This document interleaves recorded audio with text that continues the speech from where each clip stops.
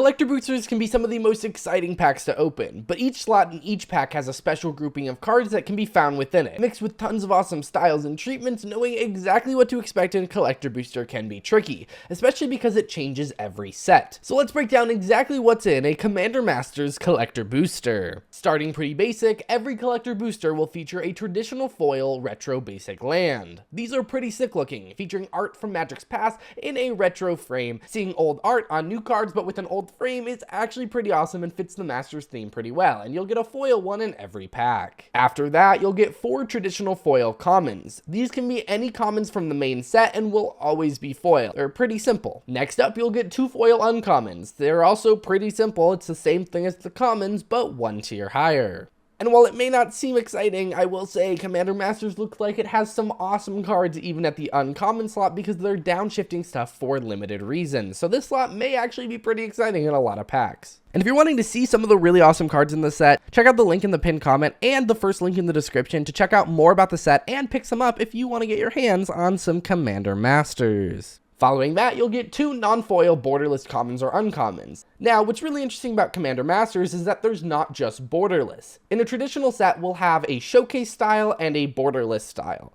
In this, all of the styles are a form of borderless outside of the special etched foils. So we have things like a traditional borderless like we see in most sets. We have a frame break borderless, which are things like Jeweled Lotus, where the art actually goes into the frame of the card like a planeswalker would. And we have the profile borderless, which are these specialized, more showcase style ones where you have a profile of the legendary creature. They all look pretty awesome, and in this slot you'll get 2 guaranteed non-foil borderless commons or uncommons that are one of the 3 styles. It can be any of them, whether it be the profile or the borderless normal, or my favorite, the frame break. Following that, you'll get 1 traditional foil borderless common or uncommon. It's the same thing as the slot before, but this one will always be in a traditional foil. Following that up, we get our first rare for the pack. You'll get a traditional foil rare or mythic. This will be a card from the main set and also raises our rare count up by 1. It's actually fairly simple. What's slightly less simple is the next slot. You'll get a borderless rare or mythic that is guaranteed to be non-foil.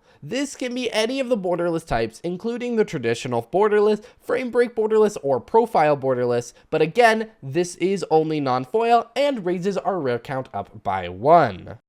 After that, you'll get an extended art rare mythic from the Commander precons. Now, extended art is different than borderless. Borderless has different art than the main card and goes to all sides of the card, whereas extended art takes the existing art that the normal version of the card has and extends it out to the sides. So this will be one of those from the Commander precons. Note that this is only the new cards from those precons, and some of the new cards will not appear in this spot because they are either planeswalkers or sagas. This will be non-foil in 80% of boosters and foil in the other 20%. And while this does have a limited card pool, it's always a rare or higher, so we'll increase our rare count by 1. Next up, you'll get a foil etched rare mythic. These are the fancy foiling process which creates a more matted but unique dotted style and comes along with the darker frames. It will always be rare mythic and increases our rare count by 1. The last major card in the pack will either be a traditional foil or a textured foil borderless rare or mythic.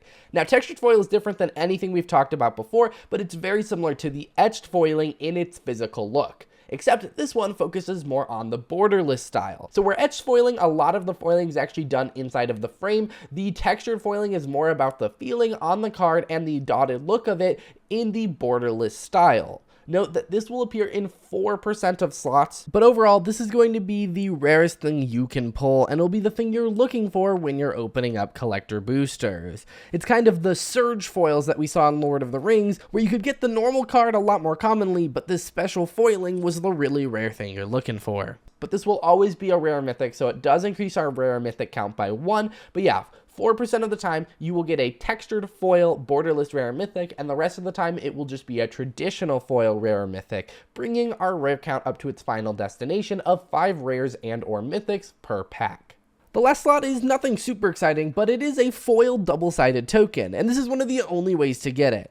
Typically in your normal packs, you'll get the normal tokens, and in your commander decks, you'll get your double-sided tokens. Well, here you get to have the foil double-sided tokens, so they are collectible in their own right. And that's a collector booster. It has a guaranteed 5 rares, along with an awesome foil basic, a foil double-sided token, and some borderless and foil common and uncommons, which can still be pretty good in a set full of commander goodies. You also have the rare chance of getting a textured foil, which look really awesome and feel cool too. So in the end, there are a bunch of styles. Let's quickly run through them. We have extended art, we have traditional borderless, we have borderless frame break, we have borderless profile, we have etched foil, and then we also have textured foil, which can be any of the borderless as well. We also have the retro basic lands, which add another style. Those are the really cool styles of Commander Masters, and you can find all of them in collector boosters. If you guys have any questions about the specific slots or anything about the various styles in Commander Masters, don't hesitate to leave them in the comments below. I'll see you guys in the next one. Bye.